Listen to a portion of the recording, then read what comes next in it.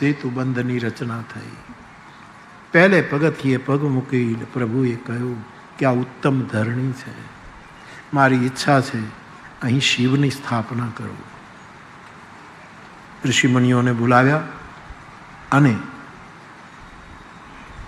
ભગવાન શિવજીના શિવલિંગની સ્થાપના થઈ. જગતને એક આધ્યાત્મિક સેતુ બતાવ્યો કે રામ અને શિવ એક જ છે, તમે ભેદ ન કરતા.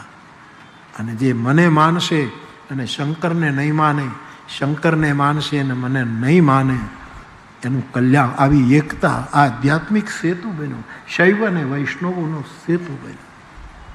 પણ આ તો માનસમાં તો એવું છે સાહેબ કે સેતુ બંધાઈ ગયો અને પછી ઋષિમુનિઓ આવ્યા શિવલિંગ. પણ મને તો એ સેતુબંધનું એક ઊંડું દર્શન પણ એવું થાય છે ગુરુ કૃપાથી કે સેતુબંધ તો ત્યારે જ બંધાઈ ગયું હતું. ક્યારે? કે જ્યારે આ બધા પથ્થર લાવતા હતા, મોટા મોટા ઝાડ લાવતા હતા અને સેતુ એમાં એક ખિસકોલી પૂછડું પાણીમાં પલાળી રેતીમાં 2-3 વખત આળોટી અને પોતાના રજકણ સમુદ્રમાં નાખે. કોકે પૂછ્યું કે મારી કક્ષા પ્રમાણે હું મદદ કરું આમાં.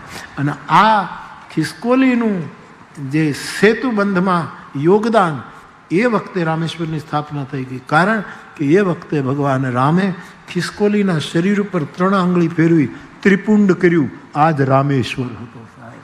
આ જ સૂક્ષ્મ રીતે મહાદેવની આમ નથી એના 3 લીટા, મેં પાકું કર્યું છે.